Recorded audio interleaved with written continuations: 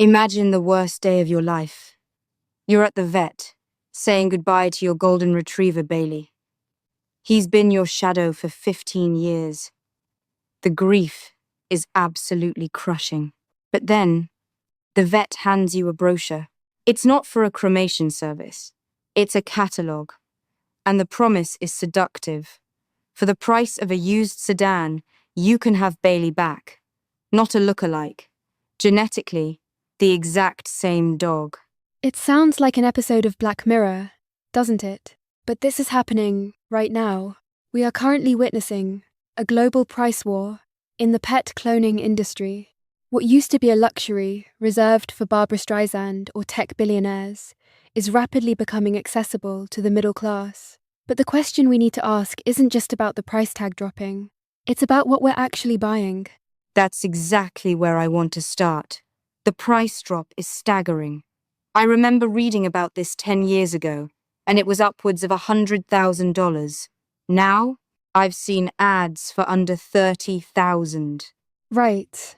And in some competitive markets, specifically labs in South Korea and China, it's dipping even lower.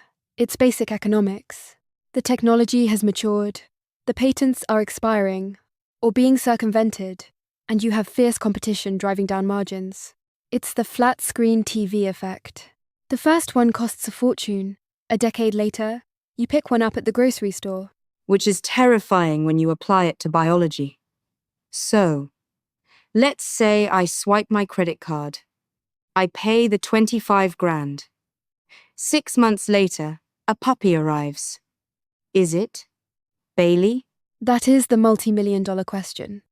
And the answer, scientifically, is yes and absolutely no. Walk me through that.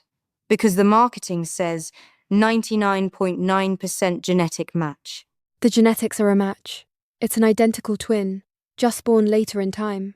But think of it this way. If you have a laptop and you smash it, then buy the exact same model from the store. It looks the same. The hardware is identical. But the software, the documents, the photos, the weird glitch it had when you pressed the spacebar, that's all gone. So the software is the personality? Exactly. Personality is a mix of nature and nurture. The clone didn't grow up in your old apartment. It didn't get frightened by a thunderstorm when it was 8 weeks old. It didn't learn to beg for cheese because you dropped a slice in 2015. Epigenetics play a huge role here. Even the coat pattern might be slightly different. That feels like a recipe for heartbreak. You're buying this animal to heal a wound, expecting your old friend, but you get a puppy that looks like him but looks at you like a stranger. It's the uncanny valley of grief. There are reports of owners who struggle to bond with the clone because they're constantly comparing it to the original. Why doesn't he fetch the blue ball? The old Bailey loved the blue ball. You're setting this new animal up to fail because it's living in the shadow of a ghost.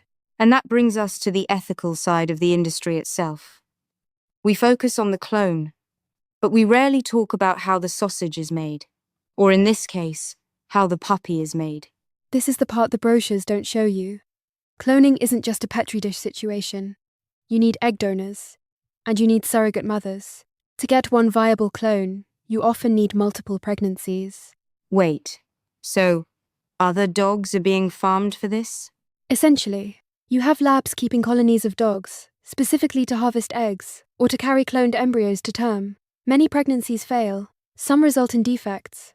For every perfect copy you take home, there is a hidden cost paid by other animals that remain in the facility. When the price drops, volume has to go up to maintain profit.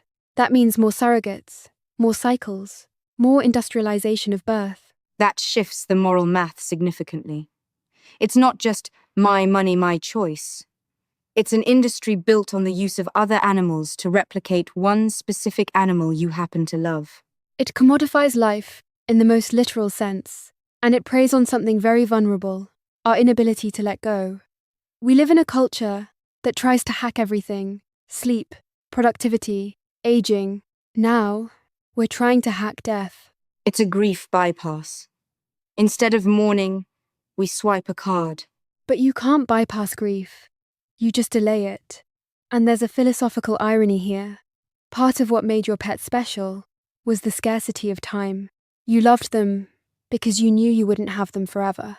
If you can just hit print and get another one, does it devalue the bond? It reminds me of that ship of Theseus' paradox. If you replace every part, is it the same ship? If I clone my cat 5 times over 50 years, have I loved 5 cats? Or just one cat that I refuse to let die? I think that's the danger. You might end up loving the idea of the pet more than the animal itself. You're in love with a memory, and you're forcing a new biological entity to wear that memory like a costume.